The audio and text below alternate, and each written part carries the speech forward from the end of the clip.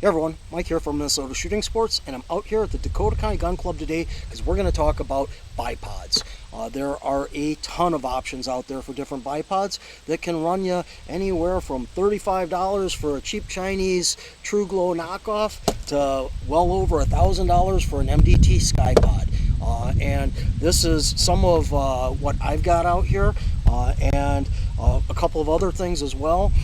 But I figured I would share, again, some of my experience and the mistakes that I've made in the bipod journey. It's like bags. You make a lot of mistakes, and the old adage of saying, you know, buy once, cry once rings true more often than not. So before we even get into like this style of bipod, I do want to point out something though, that when I was shooting my RPR initially, that got me into you know, PRS and NRL 22, my 308 and my 22 long rifle, because of the key mod and M-lock style. There are these what the heck are these again, UTG bipod legs that have M-lock or key mod locking on it, and you can pull down on it and they adjust. So what I brought out here to kind of show you that is that, you know, here's a short AR, so you've got that, and with these you've got the ability to cant it out front, you know, to lower your stance, or if you need to work something back, you've got that. And they are extendable, and they have a locking nut here to add a little bit more stability to the legs when they, you know, these retractable legs always have some play in it. So by tightening up on it, you know, you're like what a Harris does, you know, you can get these a little bit tighter and give you a little bit more support. Now, these are actually not a bad option, and they're like 80 bucks. So, and the reason I say they're not a bad option is because of this feature right here. If you're shooting like a something that has this style of a handguard on it, or a gas gun, depending on how much flexibility or movement you need to do, this is a nice option because of this. Look how wide that just made my my forearm. So this adds a bunch of support and stability when it's into a bag off of a barricade. So these are not a bad option. So we'll set these aside for now. Now getting into the actual bipods, the first one is the True Glow here, and that's what this actually is.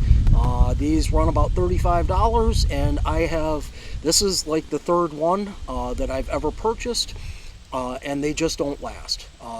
If you're gonna buy something for a rifle that you're maybe gonna, you know, a deer hunting rifle or something like that, that you're only shooting it a few times a year, this is a fantastic option, all right? But if you're gonna do any normal you know, range visits, and you're going to be shooting off of a bench or anything where you have to articulate this, it's just a matter of time and it's going to fall apart. The screws loosen up and come out of it. The tightening ability of the bottom of it to, you know, clamp down onto a sling stud swivel, you know, gets loose. So they're just not made quality, and you know, they're $35. What do you really expect for that? But it is a Harris kind of style of a bipod, and for $35, I would instead say that what you should do is spend $65 and buy one of these Caldwells, which is probably also made in China. I don't know, I didn't look that hard here, but after I bought 3 of these, I bought one of these, and this is okay. This is actually the bipod that I keep on the 1 screw budget Mark II, because I want to keep that price point on that rifle down, you know, into that low $400 range, and it works just fine for that. What you will notice here though is the difference between the cheap Chinese knockoff. You see how you can see right through here, but when you look at the Caldwell, you can't, and you're not going to be able to see it, but the steel is much thicker on the Caldwell, and there's more weight to it because of that. So where this one, the design is, it's just pressed and bent, you know, metal, and then for this, you know, this articulation or whatever here. It's another stamped piece of steel that they tapped and drilled and put 2 machine screws in. The machine screws walk their way out on these, and then you don't have this. That's why I've changed these out a few times. Where this one, what you wind up with is more like a actual Harris bipod, where it's, you know, either all one piece or it's an entire steel plate that is then riveted into place on the back of it here. Plus, with the Caldwell, what you get is you get this cant lever, so I can actually loosen this and I can adjust and take up for a little bit of cant, both left and right, with the Caldwell. So much better option for not that much more money, in my opinion. Buy once, cry once. For $125, go out and buy a Harris. All right, the Harris SBR series of these 6 to 9 inch bipods are just phenomenal. You will never break or destroy a Harris bipod. And again, what you didn't see on the cheaper versions of these is you didn't see that locking down screw where I can take that extra plate out of this, you know, that you get in a Harris. Plus, if you notice, that feature on these isn't there. All right, you have to and then push it in. So you get the retractable legs. Harris for, you know, $125, really hard to go wrong. All right. Next up, well, actually, you know what? Let's throw the Harris on here. So,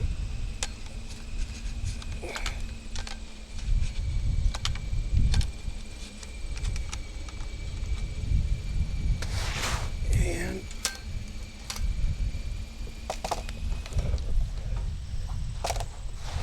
so again, the nice thing about the Harris is, and the Caldwell has it, is I can loosen this throw lever here, and look how much cant I can account for.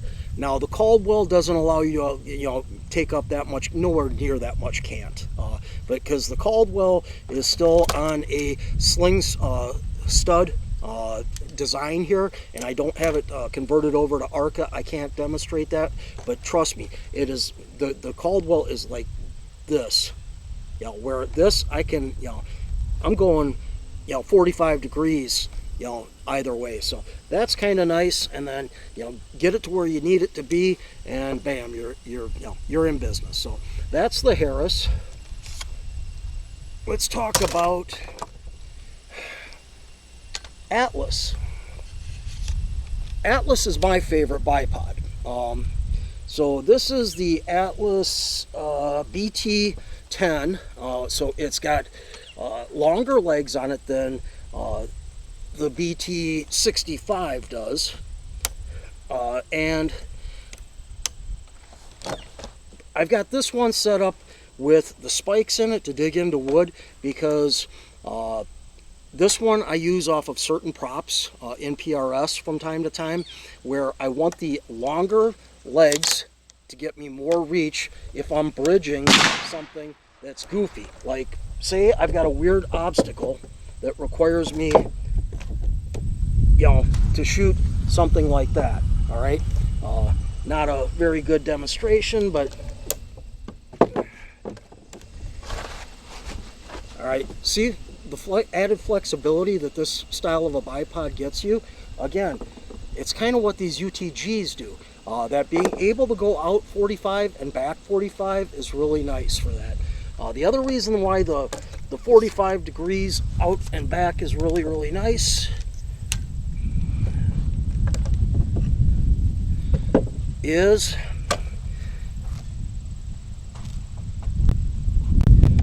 alright, so I've got it at a regular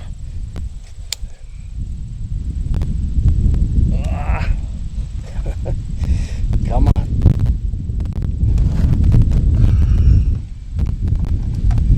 So if I've got it just right up and down at a 90 like this, it's obviously way too tall off of this bench like that, right? But being able to cant it out forward, that lowers everything to now you see how well it sits on this. So I can use this actually off of a bench, all right? And why I've got the BT10 and the BT65 from Atlas is because the BT10 allows me to pan left and right and has this, you know, locking mechanism to where I can stiffen it up so it doesn't pan, or pans easier or harder, you know, moving left to right. So if I've got to, you know, want to keep my position, you know, in one spot, and say I'm shooting at a troop line or multiple targets out in the distance, this allows me to just do this and not do that. All right, if that makes sense. So that's the Atlas BT10 series here. So let's go ahead and pop this off, and the Atlas BT65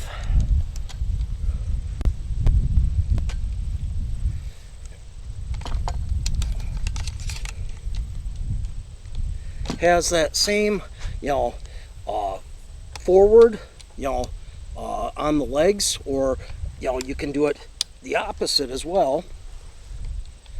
If, say I need to get on something, but say this wood wasn't out here, and what's comfortable for me on this bench, maybe this bench ends right here and I don't have this board, this final board, and what's comfortable for me for shooting, well,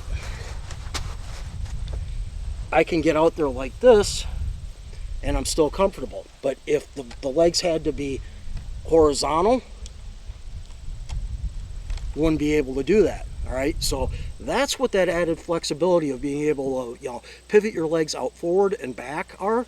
Plus the other thing is, when you're shooting into defilade or something, say the targets are lower than what you are, that also allows you to, you know, shoot down where you're still keeping what's normally comfortable for you as far as, you know, a cheek comb and where your bag's at, without having to be like, now I got to get up higher on it, or I've got to do this to get down to that, you know, that lower elevation. So that is the BT65, and I don't think I mentioned it, but the BT10 last night on their website, and these are MSRP prices, but Harris last night was going for about $125 for that one, minus the ARCA, which is gonna, you know, add some money to it. The Atlases, the BT10 V8, this runs between $230 and $290, depending on what application you're using for attachment. So the 230 would be something that's a simple Picatinny style clamping device, and then it goes up from there, because you can get Harris's that already come with ARCA style mounting brackets already on them. So that's what you're paying for. But on the low end, just for a plain Jane bipod, it's going to be about $230. For the BT65, these start at about $265 and go up to $330 for these, right? And again, it's got the instead of being able to pan on this Atlas, I can't do that this way, but what I can do is I can pan left and right on the Atlas, right? So, and I had already showed you that. This bipod is the, let's get it on here first.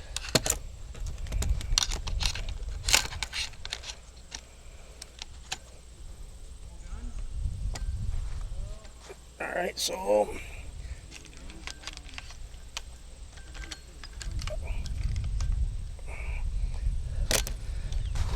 this is the Accu-Tac bipod, the SR5, and last night on Accu-Tac's website, again, their MSRP, this is $417. This is my least favorite of all of the bipods, simply because it is kind of, it's not easy to open and close and manipulate the legs.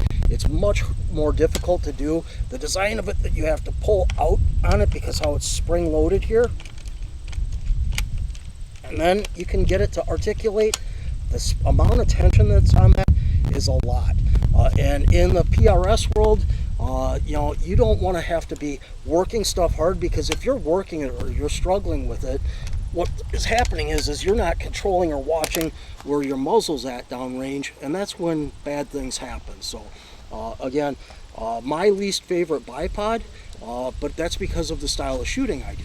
Now, if I was just doing nothing, but if I was going to buy one bipod, and all I'm ever going to shoot is going to be bench rest style, or even say 22 F class, or something similar like that, shooting at something that's always straight ahead of me and always in a prone or off of a bench, I would use this bipod, because out of all of them, it has the least amount of slop in it. It is the tightest. The tolerances are incredible on this. But with that, you get the bulkiness that can be a problem. But again, it's because it's not the style of shooting that I'm doing. So, do you want to go ahead and close the range? Did you want to close the range? Yeah, whenever you're ready, I'll go take my target down and move over to the 50. Okay, yep, go ahead. I'm not shooting right now. I'm just recording a video, so. Oh, okay. Yep, so. All right then. Yep. Thanks. Yep. So, like I say, this bipod is my least favorite for the style of shooting that I do, but it is a good bipod, and it serves its purpose out there in the bench rest world. So that's that one. And then what we've got here is the MDT Skypod, and the Skypod is the most expensive bipod out here, and Skypods will run you, again, their website last night, $600 to $1,000 for a Skypod. All right, but the Skypod has the most. It does the most. It offers the most flexibility in a Skypod over anything else that's on the bench right now. But I'm going to have to pause this right here so this gentleman can go downrange and pull his targets and put some other targets up, because I can't be manipulating the firearm with him downrange. So stick with me and I'll be right back.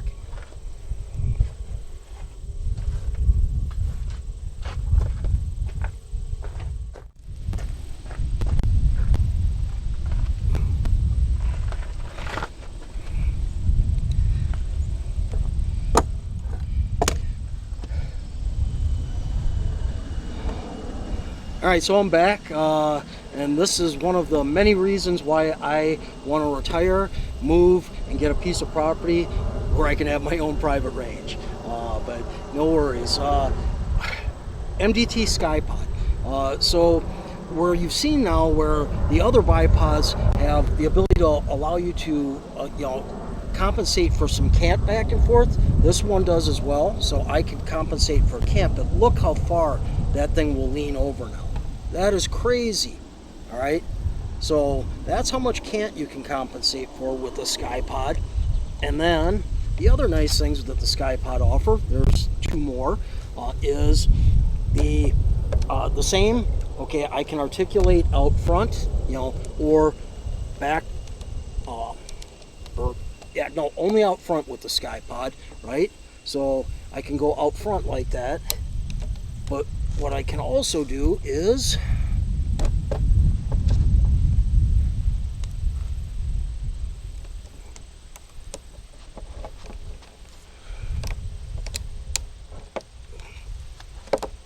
so you see how the legs went out an additional click, so I can really lower the center of gravity, and now this thing it looks a heck of a lot more like an F class bipod now, and with the not the Harris, but the Skypod and the Atlases, I can take these feet off of my BT10. These come off and I can swap them out and put them on here. So these rubber feet on the Atlases pull off, so you can put something that's got more grip. When you're shooting off of, tree stumps or whatever, wooden obstacles where you want it to really dig into. So, and then look how much you get there with that. So this is what you're paying $1,000 for. It gives you tons and tons of flexibility in how much you can articulate and move it. And you may be going, well, why would you ever need to do something like that? Well, in PRS style of shooting, you're shooting off of all kinds of uneven things intentionally. All right, so by having the ability to articulate this out,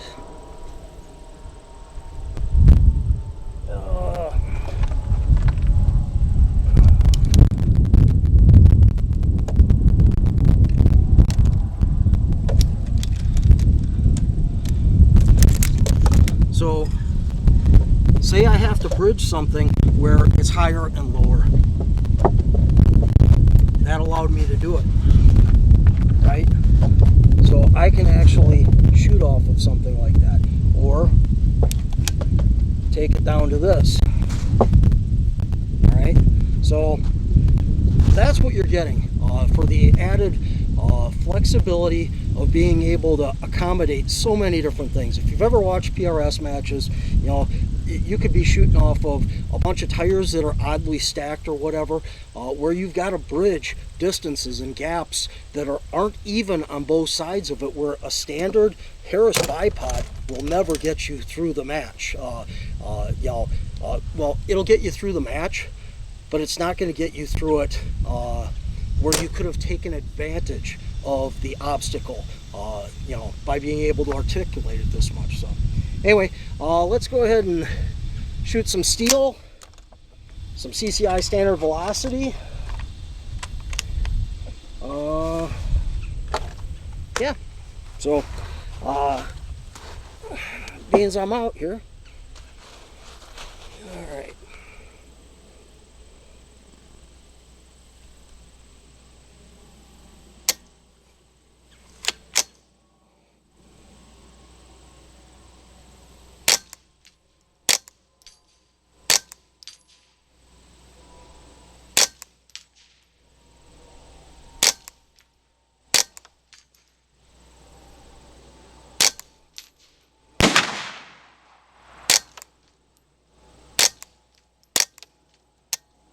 Yeah.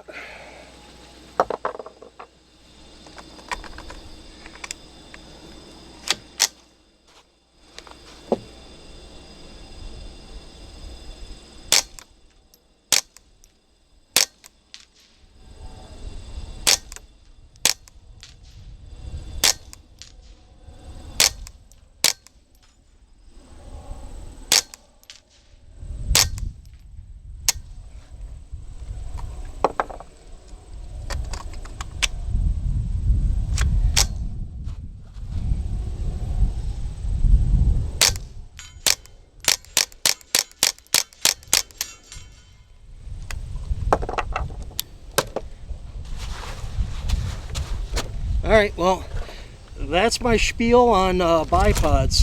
If you found it enjoyable, make a comment down below. If you've got any questions about bipods, feel free to ask me. I'll tell you my honest opinion on them. Now, I will also throw a quick caveat out here. The MDT Skypod is not mine. Troy at DST Precision lent it to me for this video, as did he lend me the Accu-Tac bipod.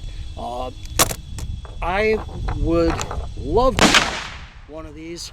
I'm just never going to justify spending the money on it because while what I just represented there seems pretty extreme, and those are things you can encounter, for the number of matches that I go to, $1,000 for a bipod's just not going to happen for me. If there were one of these sitting on a prize table at a match and I could take it off the prize table, you bet I'd take it. I love this thing, but I'm not spending $1,000 on a bipod. I'll stick with my $330 go-to BT5. Like I said, I like the Atlas bipod. So there it is. Some of it's good, some of it's junk.